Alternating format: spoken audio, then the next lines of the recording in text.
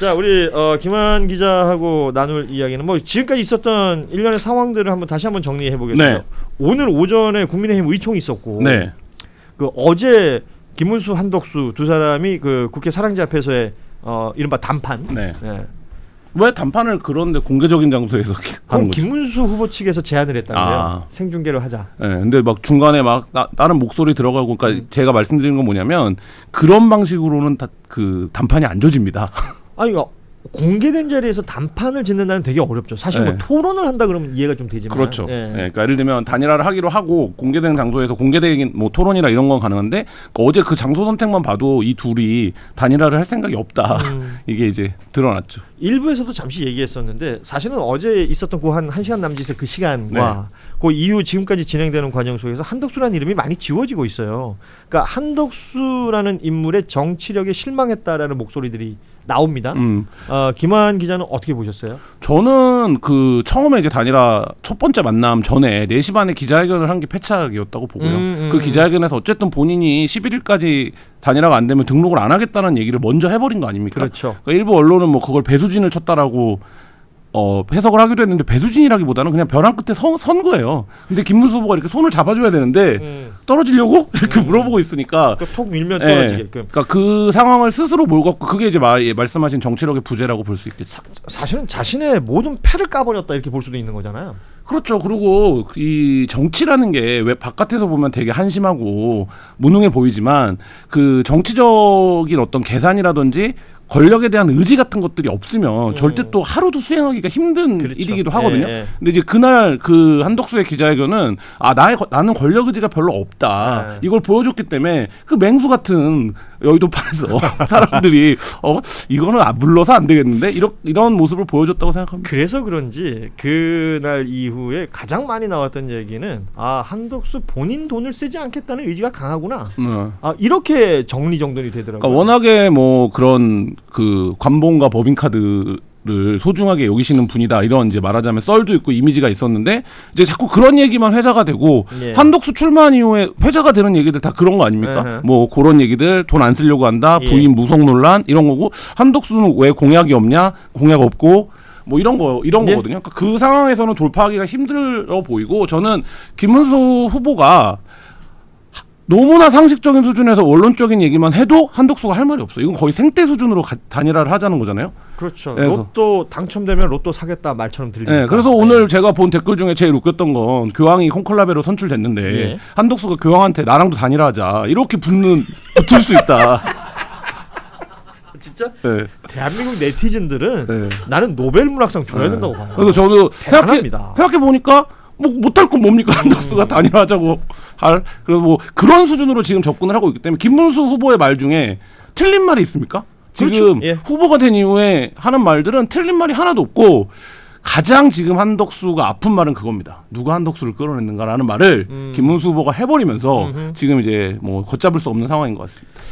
그 한덕수 후보가 왜 그 행보를 보인 게 이제 대통령 권한대행으로 있는 동안 사전 선거 운동한다, 뭐 관세 관련해서 협상을 한다, 통상 관련된 협상을 한다, 뭐 이런 얘기들뿐만 아니라 사전 선거 운동을 한다라는 비판 많이 받았었는데 그맘때쯤에 이제 국민의힘에서 경선이 진행이 됐었잖아요. 정말 권력 의지가 있고 자기가 지금 말하고 있는 것처럼 합리적인 대한민국을 만들 의지가 있었다면 그때 경선에 합류했으면 되는 것 아니냐.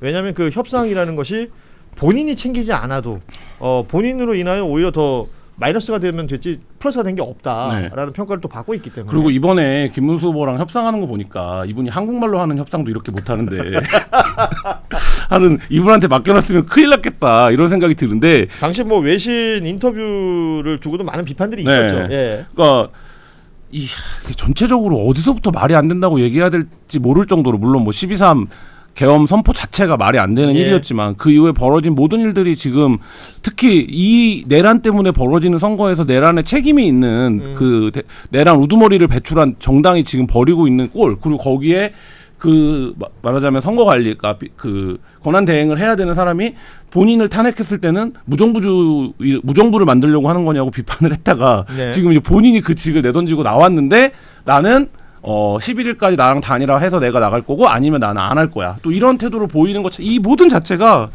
이상하다. 저희 어머니가 그 뭐 특별히 누구 찍으라고 제가 강권하지 않으면 늘 이제 국민의힘 계열을 찍는 이제 어르신인데 예. 저랑 통화를 하면서 이렇게 얘기를 하더라고요. 국민의힘은 김문수를 뽑았는데 한독수는 왜 나온다 그러는 거냐. 그러니까 이게 저희처럼 매일 뉴스를 보고 정치 고관여층은 지금 돌아가는 상황이 이렇구나 저렇구나 이해라도 하지만 예. 그 대다수의 선택을 해야 하는 국민들 매일 정치 뉴스를 들여다보지 않는 특히 국민의힘을 지지하는 고령층 지지자가 많은 고령층에서는 이 상황 자체가 지금 납득이 안 되는 상황이에요. 그러면 요 짧게 요 얘기만 할게요. 김한나 변호사 이제 곧 온다 그러니까 예, 말씀드리는 순간 들어오고 계십니다. 들어오셨습니다. 네, 안녕하십니까. 예. 숨 좀 돌리시고. 네, 예. 감사합니다. 자, 국민의힘 분당 얘기가 나와요. 네. 예, 왜냐하면 쌍권이 오늘 국민의힘 그 의총에서 보여줬던 모습과 김문수 후보가 어찌됐건 뭐 여러 정황상 후보로 완주할 수 있는 모든 조건들은 이제 갖춰지고 있기 때문에 이 대선이 지나고 나면 이 당이 유지될 수 있겠느냐, 이 부분에 대해서 어떻게 평가하세요? 그거는 11일까지 한덕수 후보가 어떤 방식으로 정리되느냐에 따라 달려 있다고 보고 11일. 예. 예. 어제 이제 윤상현 의원이 그 얘기 한 거 아닙니까? 20명 나가서 당 차려서 3번 받아서 그럼 당대당 단일화를 하자. 저는 그런 방식의 그림도 가능하다고 봅니다. 그러니까 그건 어찌됐건 대선 전에는 불가능한 네. 일인데 뭐 시간이 제약이 있으니까 그 이후에 소위 말해서 이제 우리나라 정치판에서 뭐 한 번씩 등장하는 단어죠. 정계 개편. 네. 그런 것들이 또 진행될 수도 있겠다. 그리고 소위 말하는 그 계엄 내란 이후에 이 국민의힘이 어떻게 해서든 정리가 돼야 되는 부분이 있을 텐데 그런 식으로 정리되는 건 아니겠느냐.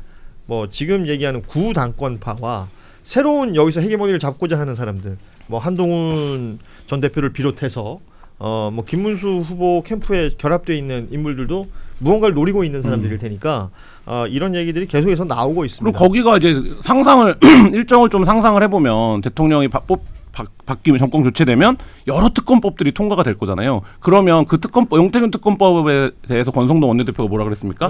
우리 당을 괴멸시키는 법안이라고. 자, 그러면 괴멸적 타격을 입을 거라는 거예요. 그 특검이 수사가 시작되면 그러면 저는 가뜩이나 지금은 선거를 20여일 앞두고 있으니까 어쩔 수 없이 당에 머물고 있는데 가뜩이나 비전도 없는데 이렇게 주요 정치인들이 매일 수사선상에 이름이 올리고 괴멸적인 타격을 받으면 뛰어내리는 사람들이 있을 거라고 봅니다. 예. 그리고 그 중에 인상적이었던 장면이 어제 김현종 지금 이제 이재명 후보의 외교안보 특보 혹은 뭐 보좌관 네. 이렇게 얘기를 하는데 백악관에 가서 지금 미국 그러니까 이반 카나파시 백악관 국가안보 그러니까 NSC의 아시아 담당 선임 국장을 만났다.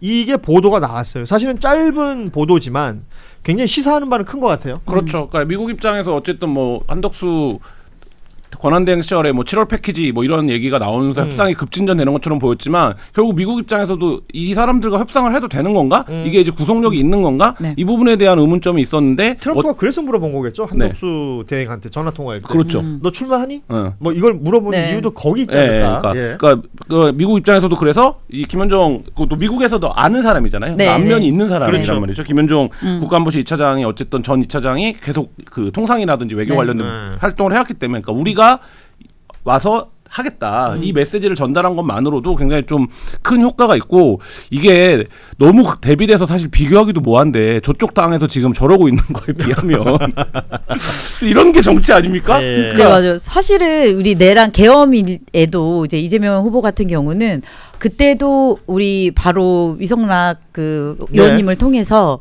백악관에 연결을 해달라. 그러니까 외교 통들이 있으니까. 네, 그분들 맞습니다. 중에. 예. 왜냐면 우리나라가 물론 우리나라 내란 진압이 되게 중요하지만 그 아까 외부 요인에 정말 미국 요소가 굉장히 크기 때문에 사실 뭐 미국도 신경 쓰였고 당시 이제 북한도 신경 쓰이고. 네, 맞습니다. 그런 안정이 굉장히 필요하고 음. 솔직히 이번에 뭐 사법 리스크가 어느 정도 감소됐을 때 주가가 올랐어요. 예. 이거는 정말 바로 보여준다. 시장을 보여주는 것뿐만 아니라 어느 정도 안정도가 좀 생겼다라는 걸 바로 보여주는 방증하는 모습이거든요. 내란 이후에 북한도 오물풍선도 안 보내고 있습니다. 어제 탄도미사일 하나 네. 날렸던데, 예, 그런 뉴스들이 오히려 이제 짧은 뉴스가 되어버리는 네. 그런 지금 시간이 지나고 있습니다. 그러니까 김현종 특보가 미국 측에 전했다는 메시지는 한미동맹, 한미일 안보협력 한층 강화할 필요가 있다는 이재명 후보의 입장을 설명했다. 그리고 이제 관세 관련 협상에 있어서 시간이 더 필요하다라는 입장을 전했다라는 겁니다. 이게 뭐 아시다시피 권한대행 체제이긴 합니다만 지금 엄연히 정부가 있는 상황인데 네. 차기 대선을 뛰고 있는 후보 측에서 백악관에 이 메시지를 전했다. 이건 시사하는 바가 굉장히 크다라는 부분이 듭니다. 예. 자, 오늘 뉴스 다이브 시간이 거의 다 됐습니다. 지금 우리 김한나 변호사가 이제 좀 늦게 도착하셔가지고 좀 아쉽죠? 네, 너무 아쉬워요. 네. 하고 싶은 얘기 더 5분 동안 하고 그럼 저희는 먼저 퇴근을 좀 할 테니까 네. 예. 괜찮으시겠어요?